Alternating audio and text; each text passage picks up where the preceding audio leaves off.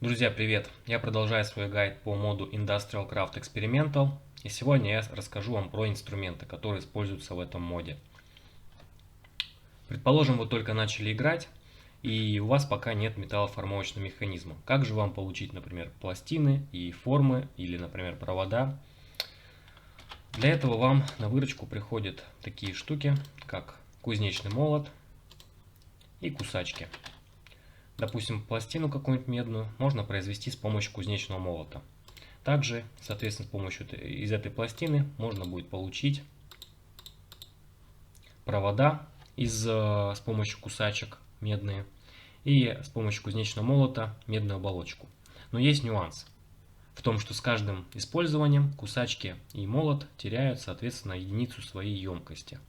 Кусачек хватает на 60 использований, кузнечного молота на 80. Здесь даже стака не сделать, здесь даже где-то полтора стака только хватит, даже чуть меньше. Вот. Но тем не менее, на начальном этапе, когда у вас еще нет металлоформовочного механизма, эти инструменты будут вас выручать. Дальше, гаечный ключ тоже является необходимым элементом на начальной стадии игры для того, чтобы скручивать механизмы. То есть, если вы возьмете, например, какой-нибудь механизм, давайте я его продемонстрирую. Возьму, например, какую-нибудь дробилку, что ли, или что-то типа того. Ну вот, возьму две дробилки. Так, возьму, соответственно, такой вот гаечный ключик. Вот. Поставлю сейчас механизм и сломаю его ваджрой, например, или киркой. Что у меня выпадет? У меня выпадает основной корпус механизма, то есть я его сломал. Что же делать? Чтобы такого не было, мы пользуемся гаечным ключом. Shift, правый клик, все. И у нас вместо механизма выпадает нормальный дробитель. То есть мы его не сломали. То есть, чтобы не ломать механизмы, а просто нормально снимать, мы должны обязательно пользоваться гаечным ключом. Дальше. Что у нас из инструментов полезное? Это ветрометр, или как здесь переводят его, ветромер. Вот. В одном из предыдущих видео я уже показывал, да, как с помощью него я измеряю ветер, чтобы установить, чтобы понять, где сила ветра и где можно поставить ветряк для того, чтобы он работал. Цифровой термометр, на самом деле это он не из стандартного Industrial Craft, а из дополнения к нему, связанного соответственно, с расширением для ядерного реактора. Возможно, я какое-нибудь отдельное видео сделаю именно по этому расширению. Вот еще из стандартного, это электропила. С помощью нее можно быстро рубить дерево. По сути, это альтернатива топору, которая использует электричество. То есть, если топор у нас со временем ломается, пила, соответственно, не ломается, но ее нужно заряжать. Как альтернатива топору. Электрический бур, соответственно, альтернатива кирке. Тот же самый принцип, да, что тратятся очки, но потом можно, соответственно, шахтерский бур зарядить и, соответственно, дальше копать. Особенно выручают какие-нибудь, например, энергохранители карманные, которые мы с собой таскаем. А еще, соответственно, здесь есть вот такое снаряжение, энергетические ранцы. Ну, о них, наверное, расскажу в следующем видео. Итак, бур – это у нас альтернатива кирке. Достаточно удобная, интересная штука. Есть электрическая мотыга. Логично, что это альтернатива для мотыги. Есть, соответственно, электрический ключ. Это уже является альтернативой как раз таки вот этому гаечному. То есть, видите, когда я скрутил, у него часть емкости исчезла. Мы и можем использовать альтернативу.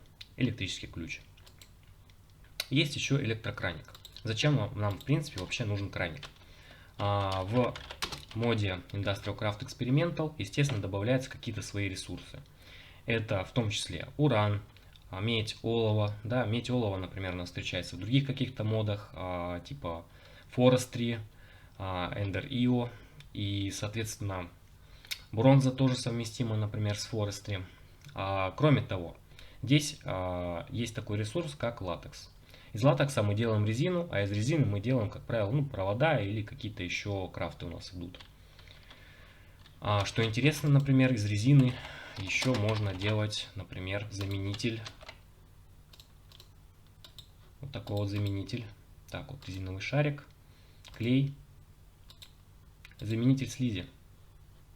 Например, можно поршни. Так. Можно где-нибудь продемонстрировать, пока не вижу.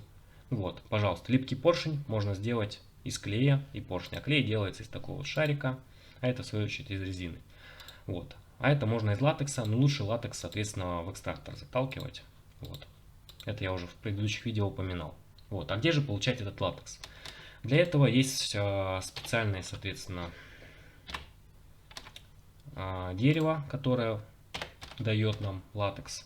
Это саженец гивея.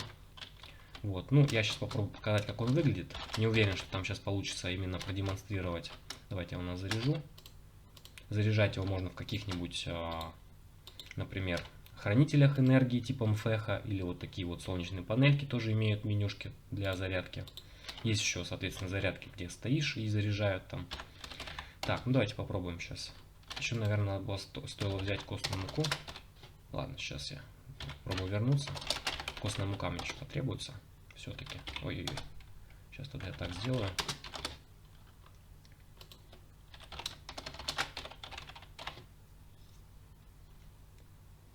Так. Сейчас подождем одну секунду, когда у меня система прогрузится. Это лаг моей системы. Из-за того, что я чанки перезагрузил, придется немножко подождать. Все, вот костная мука. Давайте кость еще возьму и вернусь туда куда-нибудь. Раз, два. Так, ну давайте посмотрим, что у нас все эти гивеи представляют. Ой, я на что-то территорию попал. Как же тесно здесь на сервере. Так, RTP. Сейчас мы куда-нибудь телепортируемся, может.